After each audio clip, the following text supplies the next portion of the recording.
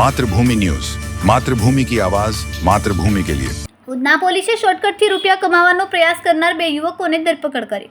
આ કિસ્સામાં આરોપીઓએ એટીએમમાં પૈસા કાઢવાની જગ્યાએ એલ્યુમિનિયમ પ્લેટ મૂકી, જેનાથી તેઓ એટીએમમાંથી પૈસા ચોરવાનો પ્રયાસ કરી રહ્યા હતા। સીસીટીવી ફૂટેજના આધારે ઉધના પોલીસે બંને યુવકો સુધી પહોંચ્યા। આરોપીઓના નામ સૂરજ કારુસ અને દીપુ નાયક છે। બંને શોર્ટકટથી પૈસા કમાવાનો પ્રયાસ કર્યો હતો। આરોપીઓએ પૂછતાછમાં કબૂલ્યું કે એક બિહારી શખ્સે તેમને એટીએમમાંથી આવી રીતે પૈસા કાઢવાની ટેકનિક શીખવી હતી। બે યુવાન પૈકી એકે એટીએમ પર આ પ્રયાસ કર્યો અને બીજું વોચમેન તરીકે એટીએમની બહાર ઊભો હતો। સીસીટીવી ફૂટેજના આધારે ઉધના પોલીસે બંને આરોપીની ધરપકડ કરીને વધુ તપાસ હાથ ધરી છે। ઉધના પોસ્ટ વિસ્તારમાં ભાઠેનાના રામદેવનગર જે વિસ્તાર છે એમાં ઇન્ડસલેન્ડ બેંકનું એટીએમ છે। ત્યાંથી ઉધના ડિસ્ટાફના માણસો પેટ્રોલિંગ દરમિયાન ત્યાંથી બે શંકાસ્પદ ઇસમોને ઝડપી પાડેલ।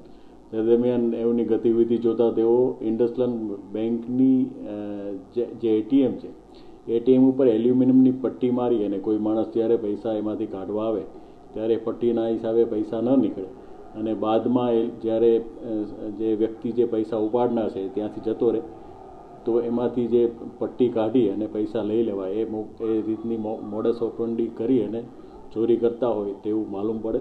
જે સંબંધે બે ઈસમો છે સૂરજ કારુસ અને દીપુ નાયક એ બંનેની ધરપકડ કરવામાં આવેલી છે અને ઉધના પોસ્ટ વિસ્તારનો જે ગુનો દાખલ થયેલ છે તે ડિટેક્ટ કરવામાં આવેલ છે।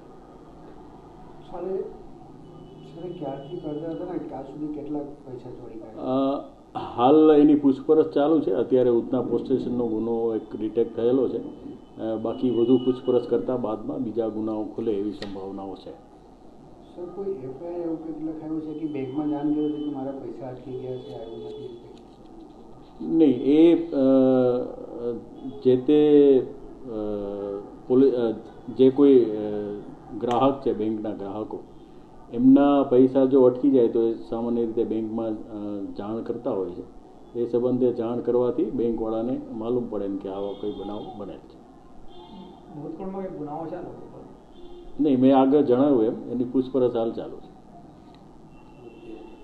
ખૂબ જ ટૂંકા સમયમાં માતૃભૂમિ ન્યૂઝ ઓટીટી પ્લેટફોર્મ અને મેગા સિટીમાં કેબલ નેટવર્ક સાથે જોડાઈ જશે, તો જોતા રહો માતૃભૂમિ ન્યૂઝ।